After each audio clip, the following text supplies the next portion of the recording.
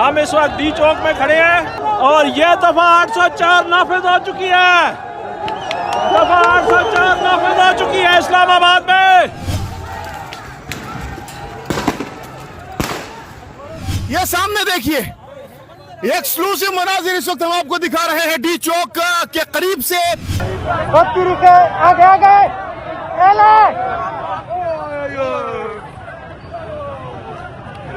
D चौक में शदीद shelling जारी है।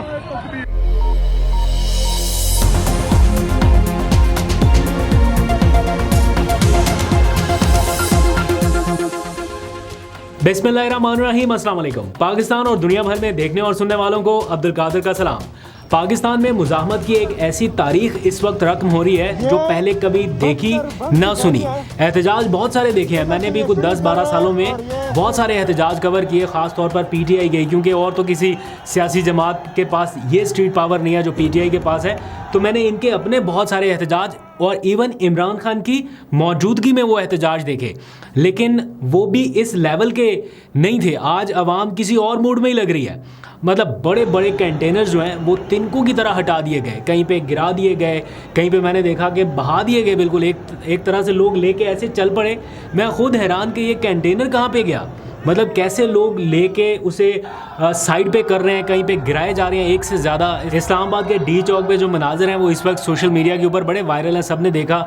मैं खुद भी आज सुबह से लेके शाम तक ये कवरेज कर रहा हूँ और अभी कुछ देर के लिए वापस आया। ऐसा है ना कि इंटरनेट की एक्सेस तो बाहर है नहीं, तो सारे इवेंट्स को भी कवर करना है, सारी रिपोर्टिंग भी करनी है, ARY पे भी रिपोर्ट करना है, फिर आप लोगों को भी अपडेट करना है। तो भाग दौड़ लगी है, कभी ऑफिस, कभी चाइना चौक, कभी डी चौक के अतराफ़ में, तो कभी ब्लू एरिया, तो कभी फिर यहाँ पे आगे स्टूडियो में व्लॉग करना। तो भाग दौड़ खैर अच्छी खासी लगी है।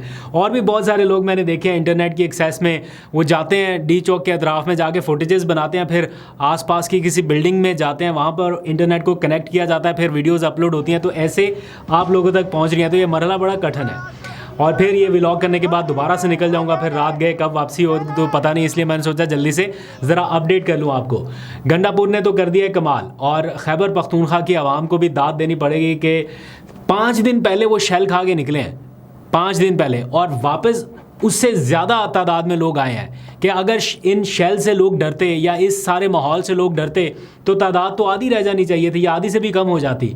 ये दुगनी से भी ज़्यादा तादाद में लोग निकले हैं और पूरे इंतज़ाम के साथ निकले हैं। इस टाइम ऐसा लग रहा है कि वो इस्लामाबाद रात में तो नहीं पहुंच पाएंगे, तो जहां कहीं पे भी वो ठहरे हैं वक्ती तौर पे बुरहान के आसपास, तो सारे लोग जो हैं वो अपना को खाना पकाने में लगा हुआ है, किसी ने चूल्हा निकाला हुआ है, किसी ने बिस्तरा निकाला हुआ है, तो लोग अपने इंतजामात के साथ आए हुए हैं। मतलब जिन्हें भेड़ बकरियां कहा गया कि ये भेड़ बकरियों की तरह चल पड़ते हैं पीछे किसी के भी, वो अब बता रहे हैं कि वो क्यों किसी के पीछे चल पड़ते हैं और वो अपना हिसाब किताब बराबर करना चाहते हैं।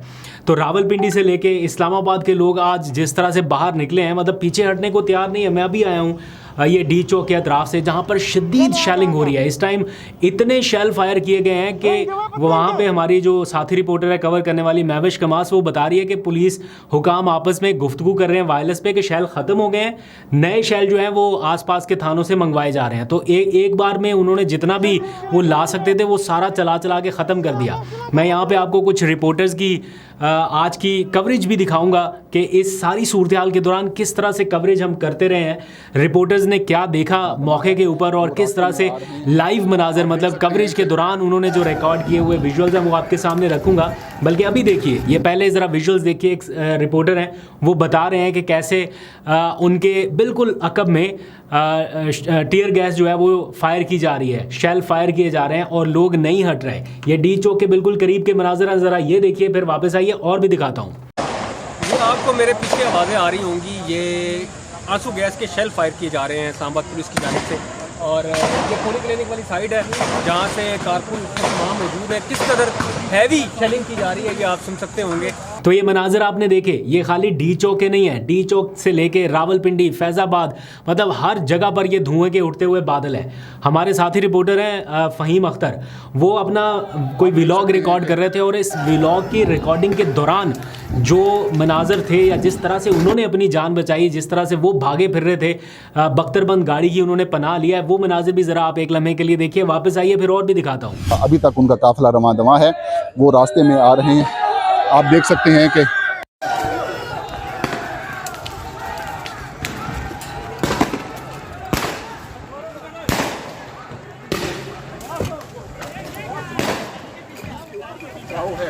किया जा रहा है और अभी भी आप इसके पीछे बैठिए, हम भी खुद अपनी जान बचा कर यहाँ और अब आंसू गैस की शैली और दूसरी तरफ से जो है वो शुरू कर दी गई है और हालात इस वक्त आपने देखा किस तरीके से बिगड़ गए हैं। यार बस करो। तो ये विजुअल्स आपने देखे, जैसे ही हम फील्ड में जाते हैं हमारे साथ ऑलमोस्ट यही होता है, तो बहुत मुश्किल है कवरेज करना। तो जो जर्नलिस्ट आप लोगों तक हकायक पहुंचा रहे हैं उनको ज़रूर अप्रिशिएट कीजिए, उनकी कोशिश को आप सराह सकते हैं, जाके इनके यूट्यूब चैनल सब्सक्राइब कीजिए।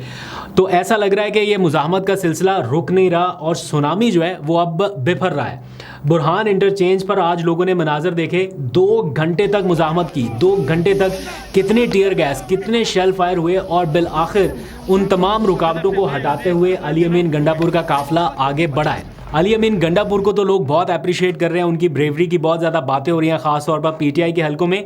लेकिन आज के 2 हीरोज़ ऐसे हैं जिनका नाम आपको ज़रूर याद रखना चाहिए, ख़ास तौर पर पीटीआई के कारकुनान के लिए, क्योंकि उन्होंने आज नामुमकिन को मुमकिन करने में बड़ा किरदार अदा किया है। 2 नाम, एक है शाहिद खटक, ये रुकने कौमी असम्बली है, नौजवान रुकने कौमी असम्बली, और डिट्टो कापी जो है मुराद सईद की, बिल्कुल मतलब उस तरह तो नहीं कह सकते कि बिल्कुल ही सारा कुछ वैसा, लेकिन उनका जोश, जज्बा, उनका सोचने का अंदाज़, उनका इमरान खान से मोहब्बत का अंदाज़ या बाकी पार्टी लीडरशिप से जो वफ़ादारी वाला सारा एलिमेंट है ना, वो बिल्कुल मुराद सईद के जज्बात की कॉपी है। और दूसरे हैं मीना खान अफरीदी, आपने नाम सुना होगा, बहुत सारे लोग आप में से जानते हैं उनको। ये सूबाई वज़ीर भी हैं और इन्होंने जिस दिलेरी के साथ या जिस तरह से आगे बढ़ने में काम किया, अभी शाहिद खट्टर की आप फुटेजेस देखिए तो आपको अंदाज़ा होगा कि किस तरह उन्होंने रुकावटें हटाने में हेल्प की, किस तरह से वो क्रेन को भी लेके खुद बढ़ रहे हैं आगे, रुकावटें हटा रहे हैं, कंटेनर्स हटा रहे हैं, मतलब बहुत कुछ एट वंस कर रहे हैं जो आम हालात में नहीं हो सकता या मुश्किल लगता है, वो उन्होंने किया। इसी तरह मीना खान अफरीदी ने भी, ये यूँ समझ लीजिए राइट हैंड है अली अमीन गंडापुर के इन सारे मामलात में।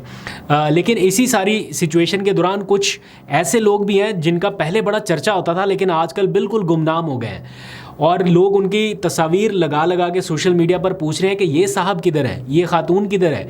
ये तो बड़े पहले जलसों में आते थे, बड़ी तकरीरें करते रहे हैं ऐवान में, बाहर हर जगह, आजकल नज़र नहीं आ रहे। आपको पता है तो ज़रा बताइए किन लोगों का मैं हवाला दे रहा हूँ, या किन आपको क्या लगता है कि कौन से लोग हैं जो इस वक्त फ्रंट फुट पे नहीं है, जिनको होना चाहिए था। आप अंदाज़ा लगाइए कि इमरान खान का पूरा ख़ानदान अब गिरफ्तार है।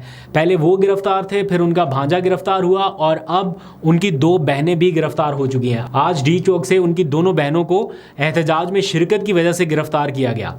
तो ये इस वक्त की सिचुएशन है। अब यहाँ से इन हालात में जब इमरान खान भी गिरफ्तार है, उनकी बहनें भी गिरफ्तार हैं, तो वो सारे लोग जो इस टाइम कहीं छुप गए हैं या साइड पे हो गए हालात की वजह से, उनका क्या स्टेक पे है कि वो सामने नहीं आ रहे। आपको भी सवाल उठाना चाहिए। मुझे लगता है कि अब जिस हालात पे पहुंच चुका मामला या जहां पर अली अमीन गंडापुर ले आए हैं, अब वापसी जो है वो मुमकिन नहीं लग रही। ऑल्दो के बहुत कुछ स्टेक पे है इस टाइम, पूरे का पूरा लॉन्चिंग पैड जो है अली अमीन गंडापुर का वो स्टेक पे है, यानी खैबर पख्तूनख्वा हुकूमत पूरी की पूरी गवर्नमेंट स्टेक पे है, लेकिन वो इस चीज़ की भी परवाह किए बगैर आगे बढ़े हैं। उन्हें अंदाज़ा है इस बात का कि उनकी पीठ पीछे कुछ भी हो सकता है। जहां आईजी उनके कंट्रोल में नहीं है, आईजी उनकी मर्ज़ी के बगैर अहकामात के ऊपर अमल दरामद कर रहा है, तो वहाँ एक गवर्नर भी बैठे हुए हैं और वो क्या कर सकते हैं। अभी इतला ये कुछ चल रही थी कि गवर्नर को शहबाज शरीफ साहब ने मुलाकात के लिए बुला लिया है, सियासी मामलात पर बातचीत के लिए। अगर ये खबर दुरुस्त है तो मेरा नहीं ख्याल कि गवर्नर राज के अलावा और किसी ऑप्शन के ऊपर बात होगी, क्योंकि बहुत सारे लोग बता रहे हैं कि 72 घंटे बड़े अहम है, कुछ बड़े डिसीजंस हो सकते हैं। तो उन बड़े डिसीजंस में एक कम अज़ कम ये कार्ड्स के ऊपर ज़रूर रहेगा। तो मैं ये बात इसलिए कर रहा हूँ कि हुकूमत तक को स्टेक पे लगा के अली अमीन गंडापुर निकल आए हैं, तो इसलिए उनको अब कॉन्सिक्वेंसेस की शायद उस तरह से परवाह नहीं है जिस तरह और बहुत सारे लोग कर रहे हैं। तो अब वैसे ऑनेस्ट बात अगर आपको बताऊँ तो ये मोहसिन नकवी साहब का जो आज फ़िज़ाई दौरा हुआ, मुझे नहीं लगता था कि उनकी कल की तकरीर के बाद, जो उन्होंने बड़ी सख्त तकरीर की थी ना, उसके बाद उनको इस फ़िज़ाई दौरे की ज़रूरत रहती, क्योंकि जितनी सख्त तकरीर वो कर चुके थे उससे बहुत सारे लोगों को ये लगने लगा था कि जनाब इतनी सख्त तकरीर, इतनी सख्त वार्निंग के बाद तो लोग अब नहीं निकलने लगे। लेकिन हैरान कुन तौर पे लोग निकले हैं, और जिस तरह से इस्लामाबाद के लोग निकले, रावलपिंडी के लोग निकल रहे हैं, उधर फैज़ाबाद में शैलिंग हो रही है, यहाँ पे लोग रेजिस्ट कर रहे हैं।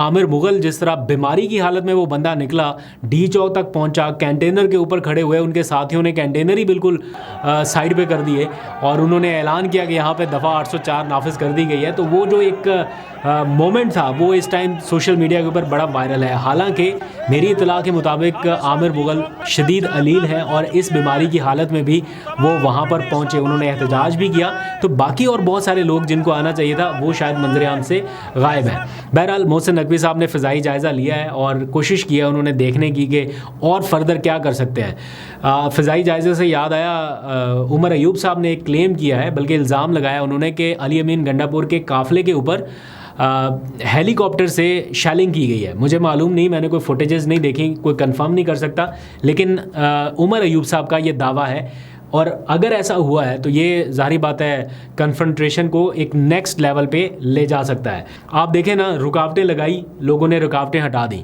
सड़कें खोदी, लोगों ने उन सड़कों को खुद से अपनी मदद आपके तहत फिल करना शुरू कर दिया। मतलब ये भी एक नेक्स्ट लेवल चीज़ है ना। फिर पता चला किसी सड़क के ऊपर कील बिछा दिए गए हैं, लोगों ने आगे आके इलामती निशानात लगा दिए, वहाँ पे कचरा फेंकना शुरू कर दिया और लोगों को बताया कि इस कचरे से पीछे आपको रुकना है, इससे आगे कील ही कील है। तो अब वो पता नहीं मंजर कब आएगा या मौका कब आएगा। तो ये बिल्कुल एक नेक्स्ट लेवल की चीज़ है जहाँ पर लोग डर नहीं रहे, उल्टा काउंटर कर रहे हैं चीज़ों को कि इसको हुकूमती इक़दामात को किस तरह से काउंटर किया जाए। इसी सारी सिचुएशन के दौरान हुकूमत ने ऑल पार्टीज़ कॉन्फ्रेंस बुलाने का फ़ैसला किया है और ये पता चला है कि हुकूमत ये सोच रही है कि 7 अक्टूबर को, बल्कि फ़ैसला हो गया है कि 7 अक्टूबर को ऑल पार्टीज़ कॉन्फ्रेंस बुलाई जाए फ़लस्तीन के मामले पर। तो ऑल पार्टीज़ कॉन्फ्रेंस का मकसद जो है वो ख़त्म हो जाता है अगर उसमें पाकिस्तान तहरीक इंसाफ नहीं है। तो मुझे मुश्किल लग रहा है, अभी तक कोई पता नहीं है कि पीटीआई को दावतनामा दिया गया या नहीं, लेकिन this is the high time. अगर कन्फ्रंट्रेशन को थोड़ा डाउन करना है, थोड़ा कम करना है, माहौल साजगार बनाना है, तो फिर मेरा ख्याल है पीटीआई से बातचीत का ये बेहतरीन तरीका है। पीटीआई मना नहीं करेगी अगर आप फ़लस्तीन के मामले पर इन्वाइट करना चाहें, लेकिन इन्वाइट भी ऐसे नहीं कि बस आप रस्मी सी कुछ बात कह दें, प्रॉपर इंगेज करना पड़ेगा। देखते हैं पीटीआई भी आगे से इंगेज होती है, बात करती है या नहीं करती, लेकिन ये इस टाइम की सिचुएशन है। मोहसिन नकवी की ज़ेर सदारत इस वक्त अहम इजलास जारी है और फैसले कुछ किए जा रहे हैं, आने वाले चंद घंटों में पता चल जाएगा। हुकूमती सतह पर भी ज़ाहिर बात है कुछ डिसीजंस लिए जा रहे होंगे। ऐसा हो नहीं सकता कि इतना बड़ा एहतजाज आ रहा और हुकूमत सुकून से बैठे। बेशक उनके वुज़रा आके टीवी के ऊपर बयान दे रहे हैं कि छोटे मोटे एहतजाज जो है ये कोई मसला नहीं है, लेकिन ये कोई छोटा मोटा एहतजाज नहीं है। तो क्या सूरत हाल है ये आपको लम्हा ब लम्हा सोशल मीडिया के ऊपर नज़र आ रही है और बल्कि कुछ साफ़ी ये क्लेम कर रहे हैं कि इम्पॉर्टेंट डेवलपमेंट जो है वो बस होने को है। तो अब देखते हैं क्या हो सकता है इमरान खान के लिए भी और हुकूमत के लिए भी। क्रूशल मोमेंट्स हैं, आपको अपडेट करता रहूँगा। अभी तक के लेते हैं, अपना बहुत सा ख्याल रखिए। अल्लाह हाफ़िज़।